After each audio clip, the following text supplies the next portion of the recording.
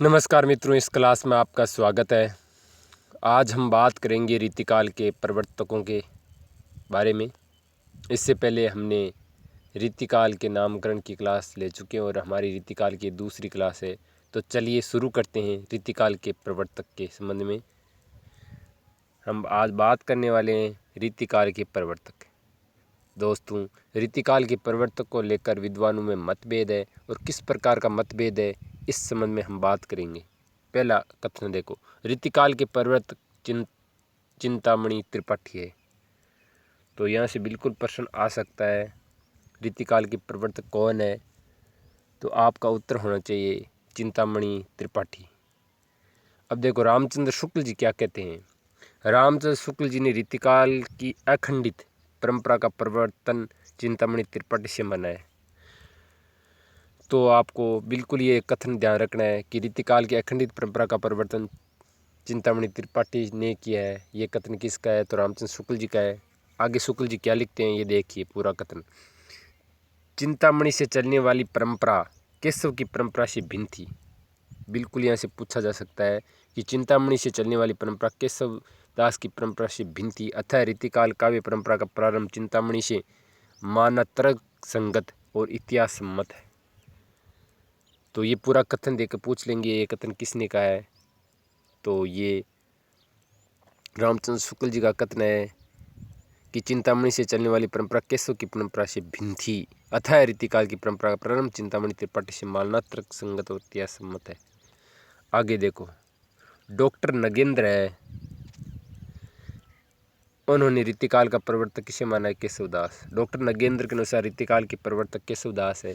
तो यहाँ आप कंफ्यूज हो सकते हो कि आखिर माने किसे रीतिकाल का प्रवर्तक, और किसी विद्वान का नाम नहीं है तो आप चिंतामणि त्रिपाठी को माने। और अगर चिंतामणि त्रिपाठी को किसने रीतिकाल का प्रवर्तक माना है तो आचार्य शुक्ल जी, इसका उत्तर होना चाहिए। और रीतिकाल का प्रवर्तक में अगर केशवदास हो तो डॉक्टर नगेंद्र ने माना है, तो आपको ऑप्शन देखकर ही इसका उत्तर करना है। और डॉक्टर नगेंद्र के अनुसार रीतिकाल के प्रवर्तक कौन है? तो केशवदास। और रामचंद्र शुक्ल जी के अनुसार रीतिकाल के प्रवर्तक कौन है? तो चिंतामणि त्रिपाठी। आगे देखो, डॉक्टर नगेंद्र के अनुसार हिंदी में काव्य शास्त्र के प्रवर्तक केशवदास है। और यहाँ से बिल्कुल प्रश्न बन सकता है कि हिंदी में काव्य शास्त्र के प्रवर्तक कौन है? तो आपका उत्तर होना चाहिए केशवदास। ऐसा डॉक्टर नगेंद्र भी कहते हैं। डॉक्टर नगेंद्र का पूरा कथन देखो, हिंदी काव्य शास्त्र की परंपरा में केशव का आचार्यत्व पर विचार करें तो केशव का महत्व असंदिग्ध है। इनको संदेह करने की बात ही नहीं है। बिल्कुल काव्य शास्त्र की परंपरा में केशव से ने ही शुरू की, काव्य शास्त्र का प्रवर्तन केशव ने किया, ये कहना चाहते हैं नगेंद्र।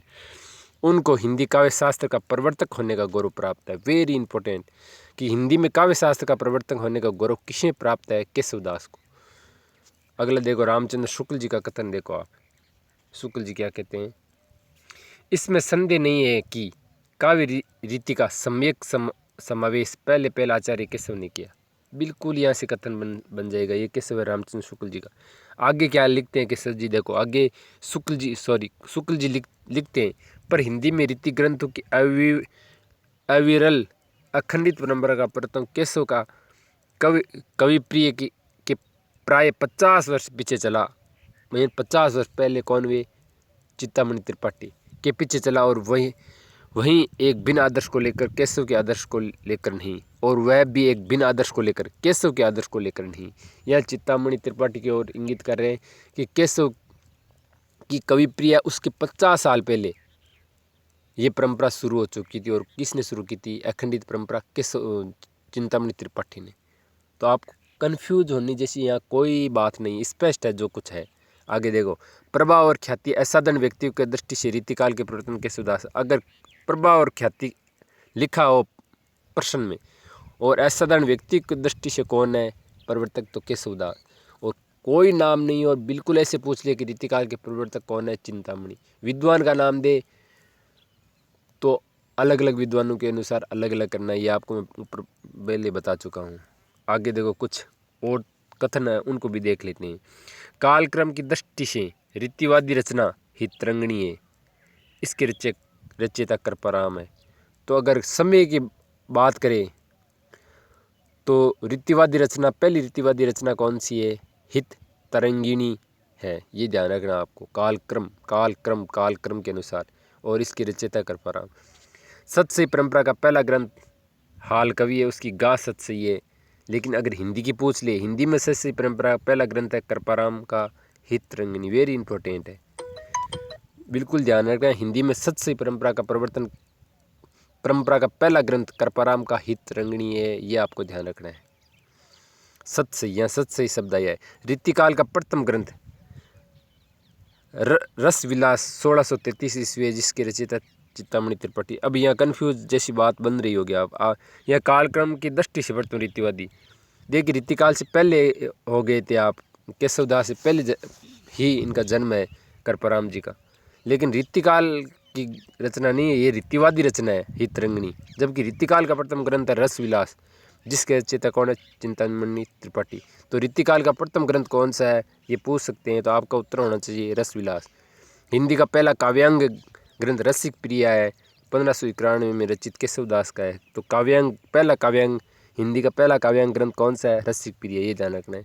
रीतिकाल के अंतर्गत अंतिम शास्त्र कवि है आचार्य कौन है? ग्वाल कवि। और रीतिकाल के अंतिम कवि कौन है? पद्मंकर। तो प्यारे दोस्तों, ये क्लास आपको अच्छी लगी होगी, और इस क्लास में हमने रीतिकाल के प्रवर्तक की बात की है। तो ये क्लास आपको अच्छी लगी होगी, और इसमें आपको महत्वपूर्ण जानकारी मिली है कि रीतिकाल के प्रवर्तक कौन है। तो इस क्लास का मुख्य उद्देश्य यही बताना था कि रीतिकाल के प्रवर्तक कौन है। तो आप समझ गए होंगे कि रीतिकाल के प्रवर्तक कौन है।